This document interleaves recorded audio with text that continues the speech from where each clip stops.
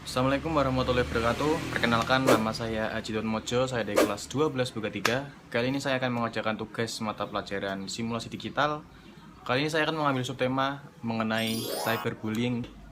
Yang pertama, bullying itu biasa kita kenal sebagai perundungan atau dapat kita artikan sebagai kegiatan di mana seorang pelaku atau bisa disebut dengan pembuli melakukan penganiayaan entah dengan cara mengata-ngatai dengan kata-kata kasar, perlakuan, memukul, dan lain sebagainya kepada korbannya.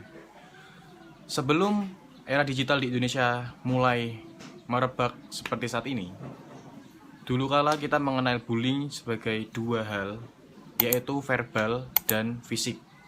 Verbal dapat diartikan sebagai bully dengan cara mengata-ngatai dengan kata-kata kasar, mencemooh, dan yang lain sebagainya. Sedangkan bully secara fisik bisa diartikan sebagai memukul, ataupun mengucilkan, ataupun memalak seperti yang banyak terjadi di Indonesia. Kemudian setelah memasuki masa-masa era digital seperti saat ini, bullying merambah ke dalam satu jenis yang bisa kita sebutkan sebagai cyberbullying. Cyberbullying merupakan perundungan menggunakan media sosial atau media dunia maya seperti platform Instagram, Twitter, Facebook, WhatsApp, bahkan sudah merambah ke dunia game online. Tentunya bullying ini sangat merupakan kasus yang kurang bisa diapresiasi karena bullying itu menekan mental seseorang dan bahkan bisa berujung kepada kematian. Bullying sendiri tidak dapat diartikan sebagai tindakan jahil atau karena iseng saja, namun bisa berujung ke hal yang lebih serius. Dalam beberapa kasus, bullying dapat berimbas kepada hal yang sangat serius, seperti menimbulkan kecacatan fisik ataupun trauma, bahkan kematian. Seperti halnya kasus dari seorang anak di Amerika Serikat yang berumur 13 tahun bernama Ryan Halligan. Seperti ini biografinya. Ryan Halligan lahir pada tanggal 18 Desember 1989 dan meninggal pada tahun 7 Oktober 2003 dengan cara gantung diri. Pada kronologinya, Ryan Halligan merupakan seorang pelajar berusia 13 tahun. Dia mempunyai seorang teman karib dan dia mempunyai suatu rahasia dan ia ceritakan kepada temannya. Kemudian secara tidak langsung temannya itu menyebarkan rahasia dari Ryan ini ke teman-teman satu sekolahannya, sehingga membuat Ryan menjadi kesal dan sedih. Sehingga setiap hari dia dicemooh, diejek, dan kemudian selalu dimaki-maki.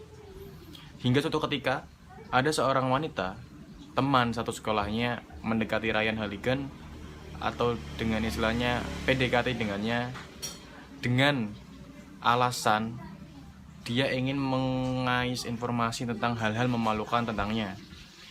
Sehingga suatu saat Ryan telah menceritakan rahasianya kepada wanita ini, kemudian ia menceritakan kepada teman-temannya di sekolahan, sehingga telah terbongkarlah rahasia dari Ryan ini.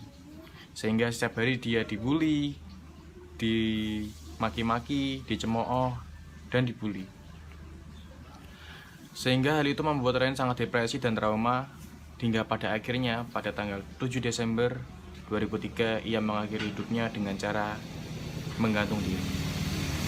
Hal ini sangat disesalkan kepada pihak sekolahan dan orang tua Ryan, karena bagaimana mungkin anak-anak yang berumur 13 tahun dapat melakukan hal yang seperti itu. Tepat dengan kejadian tersebut, disahkannya perundang-undangan tentang pembulian di Amerika Serikat. Dan setelah kita mengetahui salah satu kasus dari dampak serius cyberbullying, kita dapat menyimpulkan bahwa kita harus mengstop kegiatan bullying entah secara offline atau secara langsung ataupun secara online. Tentunya itu akan berimbas kepada korban yang mendapat mengenai fisik, dan yang paling parahnya adalah mengenai mentalnya. Ini dapat membuat mereka trauma, bahkan yang paling buruk adalah bunuh diri. Jadi sekian dari saya. Apabila ada kesalahan kata, saya mohon maaf. Wassalamualaikum warahmatullahi wabarakatuh.